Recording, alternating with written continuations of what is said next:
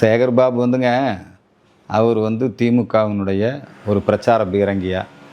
அவர் ஏற்கனவே ஏடிஎம்கேல இருந்தார். அங்கே இருக்கும்போது அவர் பேசிய பேச்சுக்களெல்லாம் இப்போ இருக்குது.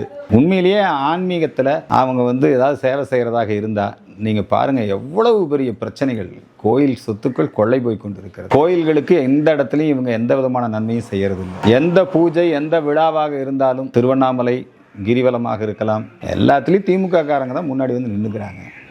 பக்தர்களுக்கு இடையூறு தான். விஐபி கலாச்சாரம் கோயில்களில் ஒவ்வொரு இடத்துலையும் இந்து சமயம் அவமதிக்கப்படக்கூடிய நிகழ்வு. அரசியல் பிரச்சாரத்துக்காக அவங்க ஏதாவது பண்ணுவாங்க, முருக பக்தர் மாநாடு அப்படி ஏதாவது பண்ணுவாங்க. அவர் வந்து திமுகவின் புகழ்பாடுகின்ற, ஸ்டாலினின் புகழ்பாடுகின்ற ஒரு ஏஜென்ட். அவர் அந்த வேலையை செஞ்சிட்ருக்காரு. தனிப்பட்ட முறையில் அவரை பற்றி சொல்கிற என்ன இருக்குது, அவர் ஐயப்ப பக்தர் தான் என்னங்க.